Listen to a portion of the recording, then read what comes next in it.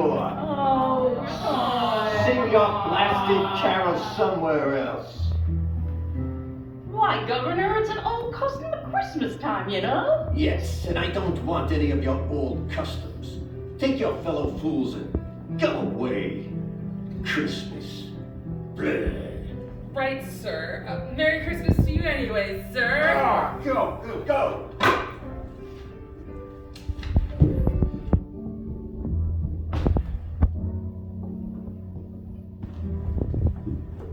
Cratchit. Yes, sir. You ought to stop at Fottingill's on your way home tonight and collect that 17 shillings and sixpence he's owed me since Michaelmas.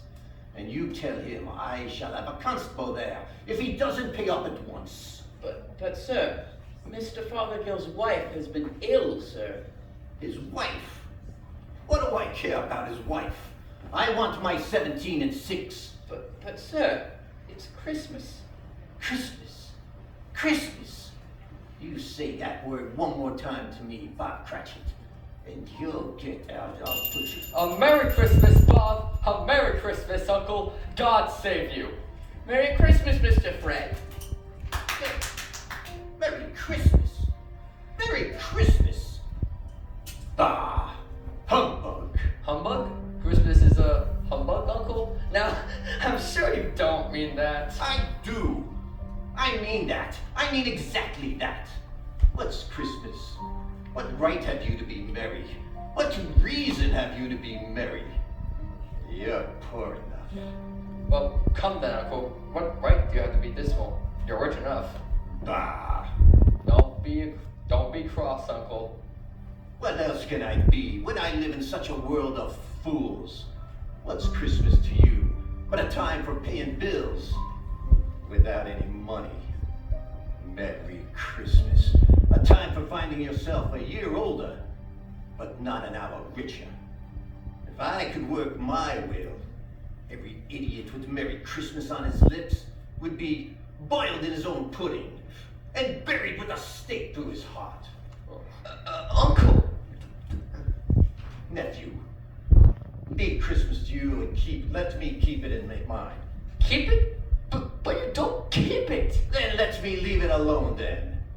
What do you want, nephew? A Christmas gift, I've no doubt. I came to wish you a Merry Christmas, Uncle. Merry Christmas. What right have you to be merry? What reason have you? There are many things from which I have profited, from which I have not, Uncle. I dare say Christmas is among the rest. I've always thought of Christmas time as a good time, a time of kind, charitable, pleasant, enjoyable time. Although it has never put a scrap of gold or silver in my pockets, Uncle, I believe it has done me good and will continue to do me good. And I dare say, God bless it. God bless Christmas, hurrah!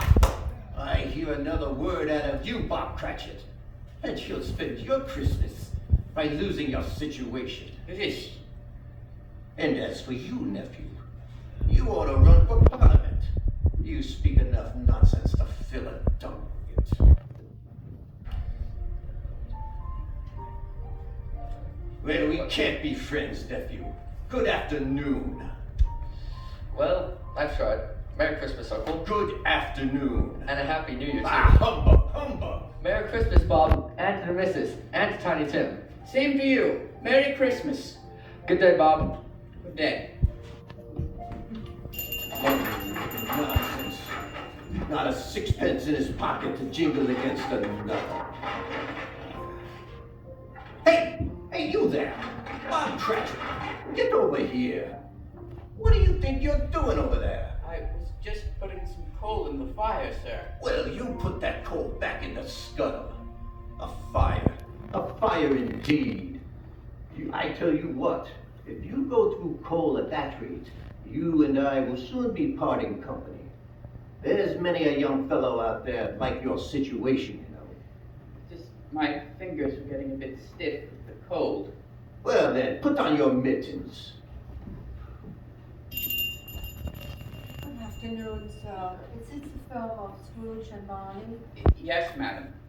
May I speak to the head of the firm, please? Yes, ma'am. What is it? A lady to see you, Mr. Scrooge. What? Am I having the pleasure of addressing Mr. Scrooge or Mr. Marley? Marley's been dead these last 7 years tonight. I'm Scrooge. Oh, I'm sorry to hear that. Well, Mr. Scrooge, as it is the season of the year that those of us who are more fortunate than others are raising a fund to benefit the poor and buy them some meat and drink and means of warmth. You would not believe it, sir, but there are many thousands that are in need of the most basic necessities, and many more who have no means of comfort. Are there no prisons? Oh, I'm sorry to say there are plenty. And the workhouses? They're still in operations, I trust. Yeah, unfortunately they are. And the treadmills and the poor law are still in full vigor then. Yes, they are too. Yes. I'm glad to hear that. I was afraid from what you said at first that something had occurred to stop them in their useful course. Now then, madam, what is it you want with me? Well, Mrs. Scrooge, those of us that are fortunate are raising a fund to buy the poor some meat and drink. And we would like to put you down for Nothing. nothing, sir? You wish to be anonymous? I wish to be left alone. I don't make merry at Christmas time, and I can't afford to make idle people merry. I pay the establishments to take care of the poor, and they cost enough. Let those that are badly off go there. Well, many can't go there, and many would rather die. If they would rather die, then they should hurry up and do so, and decrease the surplus population. Mr. Scrooge! Good madam, isn't it correct that if you give money to the poor, then they're not poor anymore? Oh, that's true. And if they're not poor anymore, there's no use for you to raise funds for them, is there? I presume. Good madam, don't ask me to put you out of a job. I Not on Christmas Eve. would never do that. All right then. It's not my business. It's enough for a man to understand his own business and not to interfere with others. Mine occupies me constantly. Good afternoon, madam. I quite understand. Good afternoon, Mr. Scrooge. Cratchit, Yes, sir. show this lady out.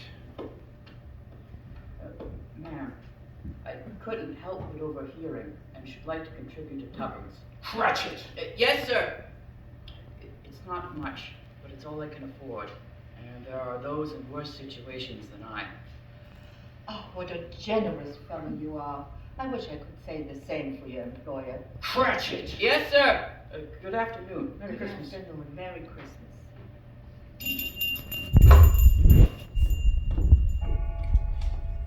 15, 16. Cratchit! Yes, sir. It's too late for you to go to Farthingale's tonight. He'll be closed for Christmas, like those other fools. We may as well close up the place. Yes, sir. 'Tis getting rather dark. Hard to see the figures. I suppose you'll want the whole day tomorrow. If quite convenient, sir. Well, it's not convenient, and it's not fair. If I was to hold back half a crown of your wages, you'd think yourself ill-used. Well, sir. But you don't think me ill-used when I pay a full day's wages for no work. It's only once a year, sir. Once a year. Once a year indeed. A fine excuse for picking a man's pocket every 25th of December. But I guess there's no use talking about it. You must have the whole day. We'll see that you're here all the earlier the next morning. You understand? I will, sir.